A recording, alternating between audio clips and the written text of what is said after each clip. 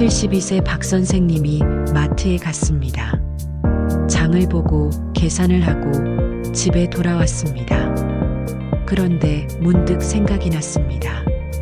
오늘 하루 단 한 명도 자신의 이름이 불리지 않았다는 걸. 혹시 여러분도 이런 적 있으신가요?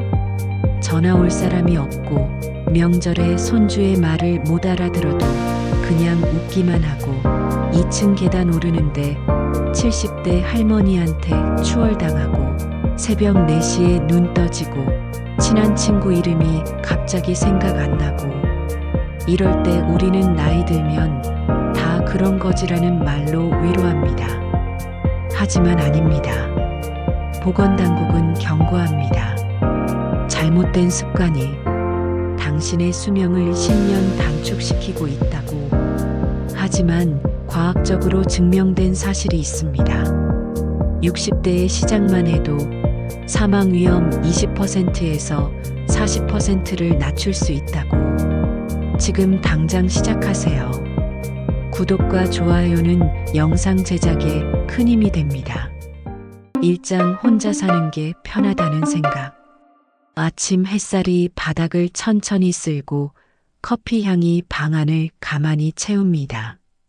혼자만의 고요는 분명 귀합니다. 박 선생님 이야기를 들려드리겠습니다. 72의 나이로 아내를 5년 전에 먼저 보내고 혼자 사시는 분입니다. 처음엔 괜찮았습니다. 나는 원래 혼자가 편해라고 생각했습니다.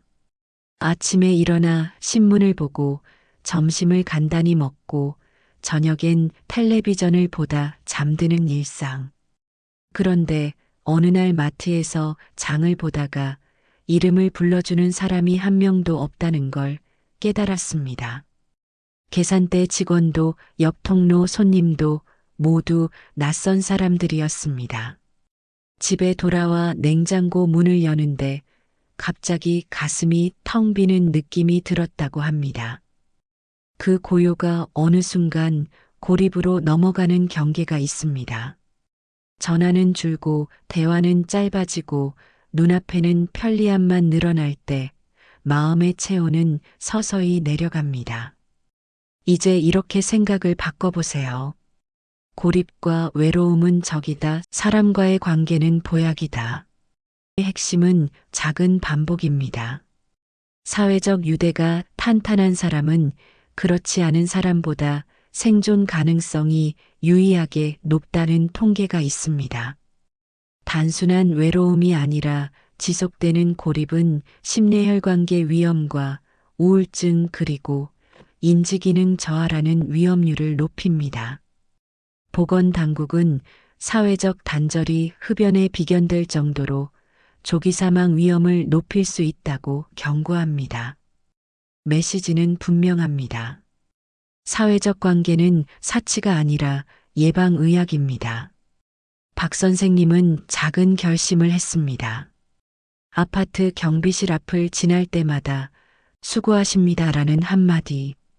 같은 시간 같은 벤치에 앉아 산책 나온 이웃과 눈인사. 한 달 후 경비 아저씨가 먼저 물었습니다. 오늘은 좀 늦으셨네요. 그 순간 누군가 자기 존재를 기억한다는 게 이렇게 따뜻한 일인지 처음 알았다고 합니다. 어떻게 시작하면 좋을까요? 첫째, 고정 루틴을 만드세요. 매주 화요일 오후 7시 무조건 주변인과 전화 통화. 약속의 대상은 한 사람만으로 충분합니다. 옛 직장 동료라도 좋고 이웃 주민도 좋습니다. 전화가 부담이라면 같이 걷기가 더 쉽습니다. 대화가 없어도 발걸음이 말을 대신해 줍니다. 둘째, 생활비의 일부분을 사회적 관계 관련으로 사용합니다. 커피 2잔 값 10,000원, 버스비 왕복 3,000원, 소소한 떡 한 봉지. 적은 돈이지만 큰 건강 효과를 삽니다. 마지막으로 사회적 관계 관련 기록을 남기세요. 벽 달력에 작은 동그라미를 그립니다. 오늘 김 씨와 통화, 오늘 이웃 씨와 산책. 연속된 동그라미는 관계의 면역력을 만듭니다. 오늘부터 실천입니다. 휴대폰 캘린더를 열어 주일의 통화, 산책 파트너를 등록하세요. 알람이 울릴 때 이렇게 생각하세요. 오늘도 보약 잘 마셨다. 이장 신체적 불편함은 나이 때문이다. 최모 씨 이야기입니다. 68배 나이로 손주들이 모이는 명절이 두려워졌습니다. 텔레비전 볼륨을 키우면 며느리가 힐끔 쳐다보고 손주가 말을 하면 할머니 귀 안 좋아라는 소리가 들립니다. 그래서 그냥 웃기만 합니다. 알아듣지 못해도 고개만 끄덕입니다. 하지만 집에 돌아오면 서러움이 밀려옵니다. 내가 뭘 못 알아들었는지도 모르겠네. 우리는 흔히 말합니다. 나이 들면 다 그렇지. 하지만 청력과 시력은 품위의 문제가 아니라 인지력과 사회적 연결의 문제입니다. 소리를 놓치면 대화에서 멀어지고 시야가 흐려지면 외출이 줄어듭니다. 연결이 끊어지면 기억은 빠르게 약해집니다. 고위험군 노인에게 보청기를 제공했더니 3년 내 인지 저하 속도가 유의미하게 늦어졌다는 결과도 나왔습니다. 보청기와 시력 교정은 부끄러움이 아니라 기억을 지키는 방어막입니다. 최모 씨는 6달 전 결심했습니다. 이비인 후과와 안과를 같은 날 예약했습니다. 접수대에서 청력이랑 눈 둘 다 확인하러 왔어요. 한마디로 끝냈습니다. 보청기를 받고 처음엔 어색했습니다. 자기 숨소리도 크게 들리고 냉장고 소음도 신경 쓰였습니다. 하지만 2주 후 손주가 오늘 학교에서 있었던 일을 제잘거리는데 모든 단어가 또렷하게 들렸습니다. 그 순간 눈시울이 뜨거워졌다고 합니다. 실천 전략은 간단합니다. 첫째, 한 번에 예약하세요. 청력과 시력 검사를 같은 날 묶어 진행합니다. 번거로움을 줄이면 실행률이 오릅니다. 병원 접수할 때 2가지 같이 확인하러 왔습니다. 한 문장이면 됩니다. 종합병원처럼 여러 진료 과목을 보는 병원이 편리합니다. 둘째, 장비 적응 기간을 가지세요. 안경도 처음엔 어지러웠듯 보청기 역시 2주에서 4주의 적응 루틴이 필요합니다. 처음엔 집에서만 2시간씩, 그 다음엔 조용한 카페에서, 마지막엔 시장 같은 시끄러운 곳에서 연습합니다. 천천히 시간을 늘리고 불편함은 병원에 바로 피드백합니다. 셋째, 환경을 조성하세요. 집에서 텔레비전 자막을 활성화하고 조명을 따뜻하고 밝게 유지합니다. 카페에서는 벽을 등지고 앉아 소음원을 시야 밖으로 두면 대화 집중도가 올라갑니다. 넷째, 대화 파트너에게 부탁합니다. 나에게 말할 땐 천천히 또렷하게 한 문장씩만 말해줘. 이건 부끄러운 요청이 아니라 서로를 배려하는 가족의 약속입니다. 오늘의 실천입니다. 지금 휴대폰으로 병원 앱을 열어 청력 시력 동시 검사를 예약하세요. 이 한 번의 클릭이 미래의 기억을 지키는 시작입니다. 3장, 이 나이에 무슨 운동? 정씨 이야기입니다. 65에 퇴직하고 소파가 제일 편한 자리가 됐습니다. 현관에 새 운동화도 있습니다. 그런데 문 밖으로 나갈 이유는 자꾸 미뤄집니다. 이 나이에 뭘 하겠나? 어느 날 동네 가게에 갔다가 2층 계단을 오르는데 숨이 턱까지 찼습니다. 그때 옆에서 같이 올라가던 이른의 할머니가 멀쩡하게 덥네요 하고 지나가는 걸 봤습니다. 그 순간 마음이 뜨끔했습니다. 하지만 우리 몸은 생각보다 가볍게 반응합니다. 숨은 덜 차고 잠은 깊어지고 계단에서 가슴이 덜 뛰기 시작합니다. 이렇게 생각해 보세요. 지금 시작하면 사망 위험 20에서 40% 낮출 수 있다. 수치는 위압적일 수 있지만 메시지는 단순합니다. 많이가 아니라 꾸준히입니다. 많은 코호트와 메타 분석에서 신체 활동이 늘수록 전체 사망과 심혈관, 대사 질환 위험이 의미 있게 낮아진다고 보고합니다. 평생 운동을 해오지 않았어도 중년과 노년에 시작해도 효과는 나타납니다.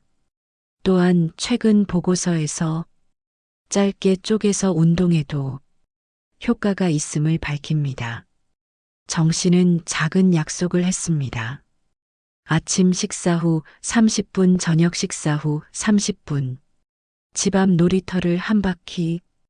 그게 다였습니다. 첫날은 숨이 찼습니다. 사흘째부터 괜찮아졌습니다. 일주일 후 아내가 물었습니다. 요즘 코 안 골아? 그때 깨달았습니다. 몸이 변하고 있다는 것을. 이제 방법입니다. 첫째, 운동 실천합니다. 식후 30분 걷기를 아침과 저녁 2번 합니다. 비가 오면 아파트 계단 5층을 오르내립니다. 이것도 어렵다면 집 안에서 제자리 걷기 30분으로 시작합니다. 짧지만 혈당과 혈압에 즉각적인 긍정 신호를 보냅니다. 둘째, 기초 근력 루틴을 더합니다. 식탁 의자에 앉았다 일어나기 15회, 벽 밀기 20회, 발 뒤꿈치 들기 20회, 하체와 흉곽과 종아리를 골고루 자극해 낙상 예방과 보행 속도 개선에 도움이 됩니다. 셋째, 기록과 보상을 병행합니다. 벽 달력에 동그라미를 그립니다. 일주일이 이어지면 작은 보상을 줍니다. 뇌는 보상에 반응하며 습관 고정 회로가 강화됩니다. 넷째, 목표를 바꿉니다. 3kg 감량 같은 숫자 대신 손주를 안고도 숨이 덜 차게 계단 3층까지 멈추지 않기. 잘 자기 같은 체감 목표를 택합니다. 체감 목표는 동기를 오래 끌고 갑니다. 지금부터 실천하십시오. 지금 신발을 신고 현관문을 열어 집 주변 30분을 한 바퀴 걸으세요. 돌아와 달력에 첫 동그라미를 그립니다. 연속된 동그라미가 건강을 만듭니다. 사장, 나이가 드니까 잠이 없네를 버리자. 김 선생님 이야기입니다. 71의 나이에 밤 11시에 자서 새벽 4시에 눈이 떠집니다. 나이 들면 잠이 없어지나 봐 하고 생각했습니다. 그러던 어느 날 낮에 이상한 일들이 잦아졌습니다. 마트에서 장을 보다가 무엇을 사려고 했는지 까먹습니다. 친한 친구 이름이 입에서 맴도는데 잘 떠오르지 않습니다. 저녁이 되면 사소한 일에 짜증이 납니다. 아내가 요즘 왜 그래 하고 묻지만 본인도 모르겠습니다. 그냥 몸이 무겁고 머리가 멍합니다. 수면은 내일의 나에게 지급하는 에너지입니다. 에너지가 부족하면 뇌는 일을 대충 합니다. 나이에 상관없이 7시간에서 8시간은 뇌의 최소 에너지입니다. 권장 수면 시간은 고령층도 성인과 거의 동일합니다. 여러 코호트 연구에서는 너무 짧은 수면과 너무 긴 수면이 모두 인지와 대사 측면에서 불리하다는 유자형 관계를 보여줍니다. 수면은 많이 잔다고 무조건 좋은 것도 적게 자도 괜찮은 것도 아닙니다. 적정 수면이 핵심입니다. 김 선생님은 루틴을 바꿨습니다. 먼저 일어나는 시간을 고정했습니다. 주말에도 여행지에서도 오전 6시에 일어났습니다. 밤 11시쯤 자연스럽게 졸음이 왔습니다. 오후 커피를 끊고 보리차로 바꿨습니다. 밤 10시부터는 텔레비전을 끄고 침실 조명을 어둡게 낮췄습니다. 처음엔 새벽에 여전히 깼습니다. 하지만 침대에서 뒤척이지 않고 조용히 일어나 거실 소파에 앉아 옛날 소설책을 읽었습니다. 10페이지쯤 읽으니 다시 졸음이 왔고 다시 눕고 다시 잤습니다. 2주가 지나자 아내가 말했습니다. 요즘 많이 밝아졌어. 그제야 알았습니다. 짜증과 건망증이 수면 부족 때문이었다는 것을. 실전 루틴을 세웁니다. 첫째, 기상 시간을 고정합니다. 주말과 여행에도 같은 시각에 일어나면 생체 시계가 정돈됩니다. 알람 시계를 침대 옆이 아니라 화장실 문 앞에 두면 일어나면서 바로 각성이 됩니다. 둘째, 오후 카페인을 중단합니다. 카페인은 반감기가 길어 오후 2시에 한 잔이 밤 늦게까지 각성을 부를 수 있습니다. 대신 보리차, 옥수수차 따뜻한 물로 바꿉니다. 셋째, 취침한 시간 전에는 화면을 끕니다. 블루라이트뿐 아니라 뉴스와 드라마 같은 정보 자극이 각성을 유지시킵니다. 대신 조명을 낮추고 루틴 행동을 넣습니다. 목을 천천히 돌리고 따뜻한 차를 한 잔 마시고 천천히 호흡을 합니다. 넷째, 잠이 안 올 때는 억지로 자려고 하지 않는다. 잠과 싸우지 말고 조용히 일어나 의자에 앉아 종이책 5에서 10페이지를 읽다가 졸음이 오면 다시 눕습니다. 잠은 쫓을수록 도망가고 불러주면 돌아오는 손님입니다. 다섯째, 낮잠은 15분에서 20분만 잡니다. 더 길면 밤잠이 얕아집니다. 보너스 팁입니다. 침실 환경을 조정하세요. 발이 차가우면 잠이 잘 오지 않습니다.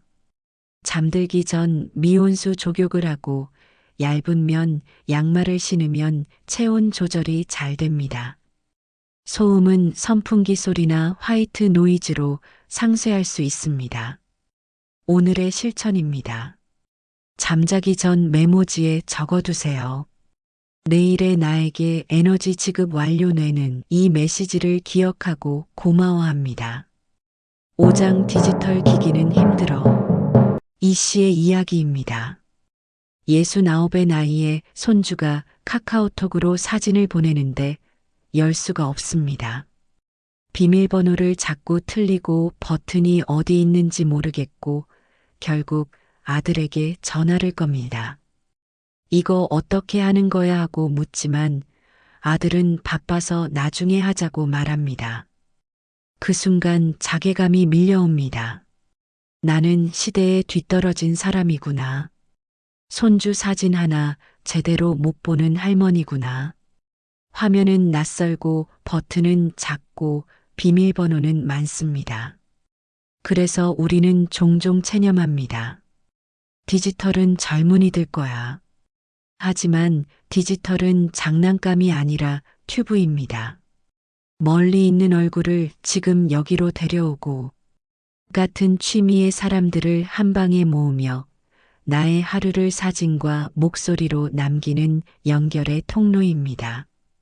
고령층을 대상으로 한 디지털 활용은 메신저와 화상, 통화와 온라인 커뮤니티와 태블릿 교육을 통해 외로움 완화와 사회적 연결감 향상에 도움이 될 수 있음이 반복 보고됩니다. 연구 설계와 도구에 따라 효과 크기는 다소 불확실할 수 있습니다. 이모 씨는 결심했습니다. 주민센터에서 하는 스마트폰 기초반 수업을 신청했습니다. 이른의 할머니들이 모여 선생님 설명을 들었습니다. 처음엔 모두 버벅거렸습니다. 이거 누르면 되나 저건가. 그러나 한 달 후 이고모님은 손주가 보낸 사진을 열고 예쁘다라는 이모티콘을 보냈습니다. 손주가 바로 답장을 보냈습니다. 할머니, 이모티콘 너무 귀여워요. 그 순간 세상이 좁혀지는 느낌이 들었다고 합니다. 미국에 있는 손주와 지금 여기서 대화하고 있다는 사실이 신기하고 감사했습니다. 실전 시작법은 다음과 같습니다. 첫째, 휴대폰 첫 화면에 카카오톡이나 화상 통화 앱을 크게 올려둡니다. 다른 앱은 뒤로 밀고 이것만 보이게 합니다. 둘째, 세 사람을 즐겨찾기에 등록합니다. 배우자나 자녀 가까운 친구 1명, 동년배 이웃 1명. 이름 찾느라 헤맬 일이 줄어듭니다.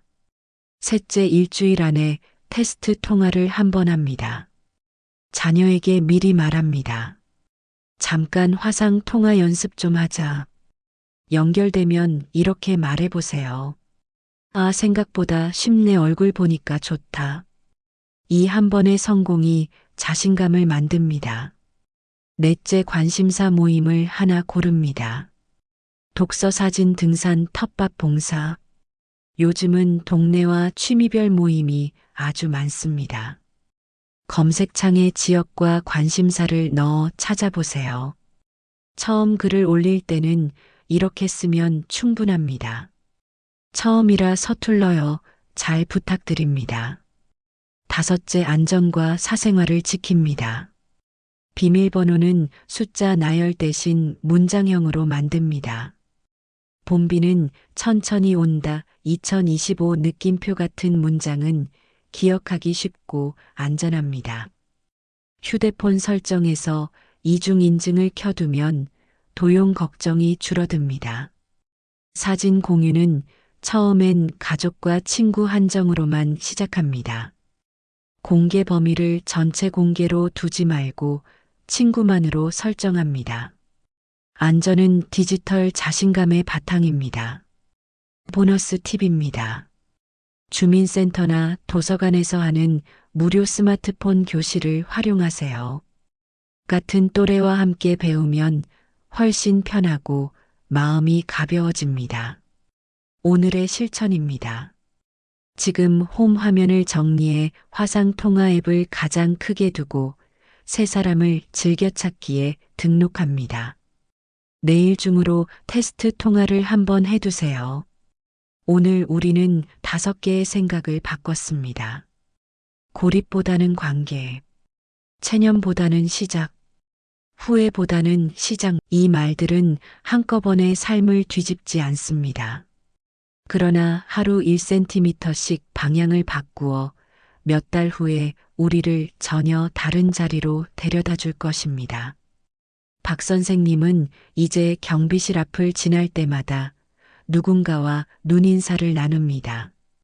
최모 씨는 손주 말을 또렷하게 듣고 웃습니다. 정모 씨는 2층 계단을 숨이 차지 않고 오릅니다. 김모 씨는 밤에 7시간을 자고 낮에 밝은 얼굴로 지냅니다. 이모 씨는 미국에 있는 손주와 화상통화로 즐겁게 수다를 떱니다. 이 모든 이야기의 시작은 작은 결심 하나였습니다. 마지막 체크리스트입니다. 주일에 통화 산책 파트너 캘린더 등록 화요일 저녁 7시 20분. 청력 시력 동시 검사 예약 완료 병원 앱을 열어서 지금 바로 식후 30분 걷기 오늘 2번 아침과 저녁 달력에 동그라미. 기상시간 고정 오후 카페인 중단 취침한 시간 전 화면 끄기 내일 아침 6시 기상 오후 2시 이후 커피 끊기 밤 10시 텔레비전 끄기. 화상 통화 앱 즐겨찾기 만들기 60대는 마무리가 아니라 인생의 후반전 시작입니다. 인생은 아직 끝나지 않았습니다. 오늘의 작은 실천이 내일은 큰 변화를 가져올 겁니다. 여러분 함께 걸어갑시다. 천천히 그러나 멈추지 않고